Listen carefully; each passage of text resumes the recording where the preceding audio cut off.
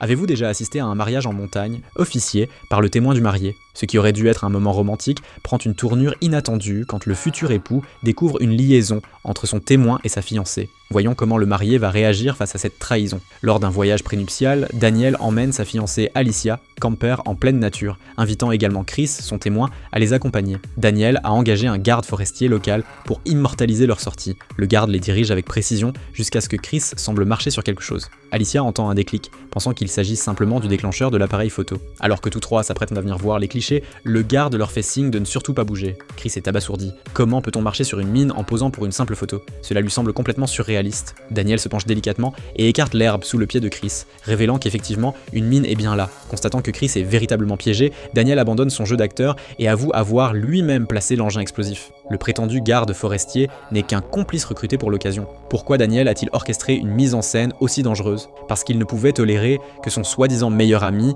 lui fasse porter des cornes, et avec sa propre fiancée qui plus est. Daniel se dirige vers un arbre et en rapporte une pelle qu'il avait préparée à l'avance. Il explique à Alicia que pour sauver Chris, elle devra creuser un grand trou à côté de lui. Lorsque Chris retirera son pied de la mine, il pourra se jeter dans le trou pour échapper à l'explosion. Sans prêter attention aux supplications désespérées d'Alicia, Daniel met son sac à dos sur l'épaule et commence à descendre la montagne. Alicia le supplie de ne pas partir, lui rappelant qu'ils doivent se marier dans quelques jours. Daniel lui lance un regard lourd de sens avant de s'éloigner, laissant Alicia au bord des larmes. De midi jusqu'au crépuscule, Alicia s'échine à creuser, ne progressant que très peu. C'est alors qu'un nouveau danger se profile. Un chasseur accompagné de son chien s'approche d'eux. Quelle nouvelle complication ce chasseur va-t-il apporter à cette situation déjà périlleuse? Le destin continue d'entrelacer leur chemin, rappelant que l'on récolte toujours ce que l'on sème.